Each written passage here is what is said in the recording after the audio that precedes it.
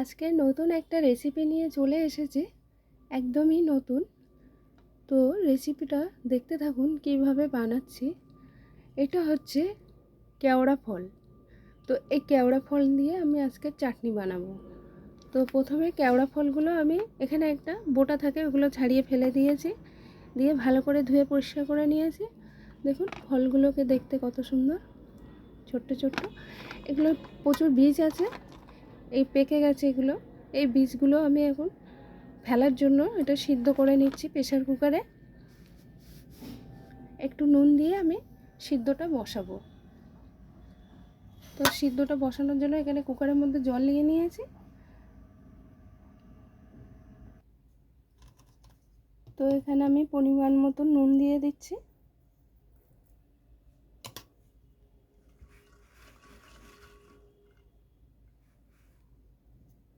এখানে আমি 4টে সিটি দেবো।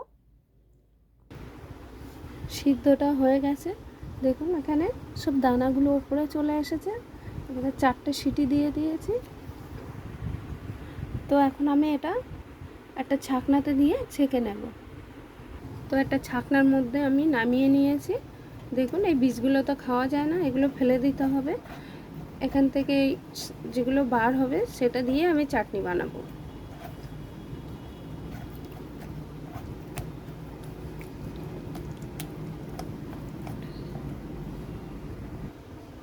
ছেঁকে নিয়েছি, এতটা বার হয়েছে।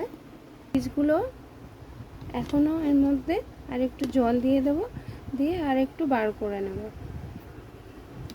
এখন আমি বীজগুলো ফেলে দিচ্ছি। এই বীজগুলোর যত শাঁস ছিল সব শাঁসগুলো আমরা বার করে নিলাম সিদ্ধ করে, আর এই বীজগুলোকে ফেলে দিতে হবে। এই বীজ তো খাওয়া যায় না, কত দানা, এই দানাগুলো তো খাওয়া যায় না। এই দানাগুলো ফেলে দিতে হবে। এই ফলটা কিন্তু নোনা জায়গায় হয়, নোনা জায়গায় ছাড়া এই ফলটা হয় না।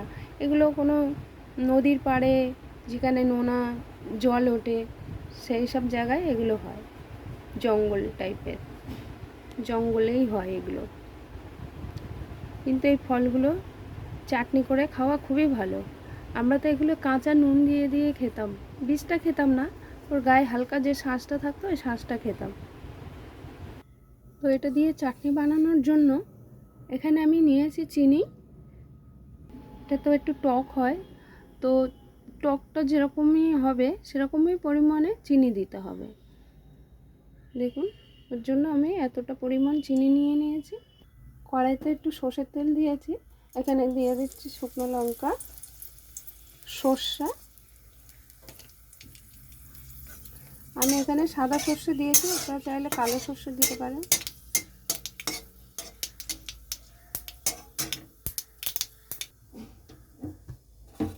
এখন আমি এখানে এটা দিয়ে দিচ্ছি।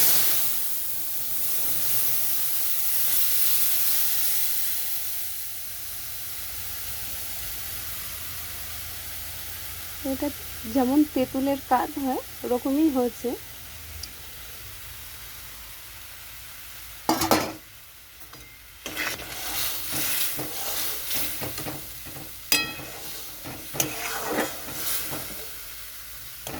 এটা পুরো লিকুইড টাইপের হয়ে গেছে।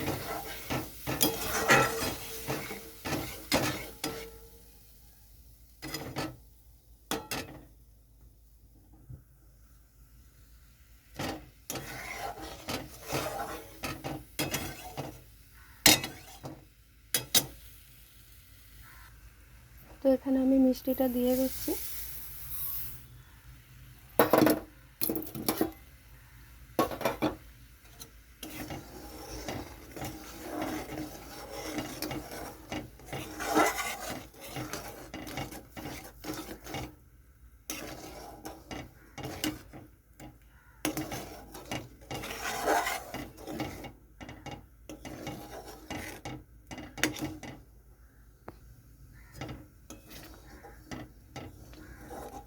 এখন মিষ্টিটা দেওয়ার পরে কালারটা চেঞ্জ হয়ে গেছে।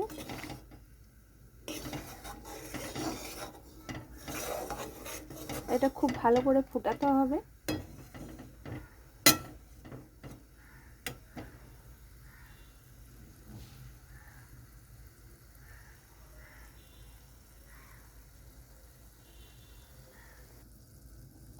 তো এখানে আমার আরও একটু মিষ্টি দিতে হবে। এই ফলগুলো টক আছে, ভালোই টক। এখানে আমি আরেকটু নুন দিয়ে দিচ্ছি, সিদ্ধ করার সময় নুন দিয়েছিলাম, নুনটা কমই আছে।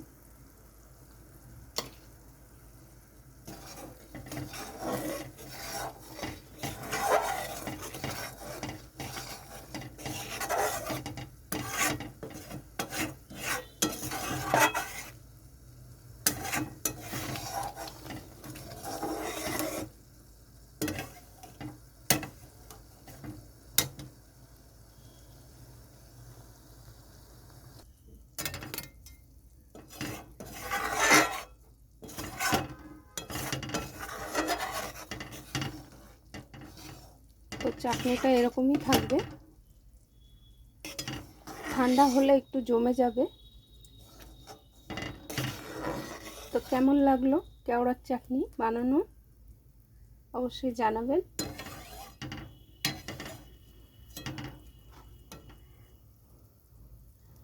অনেকেই তো জানেন না কিভাবে বানাতে হয়, তার জন্য আমি ভিডিওটা বানালাম।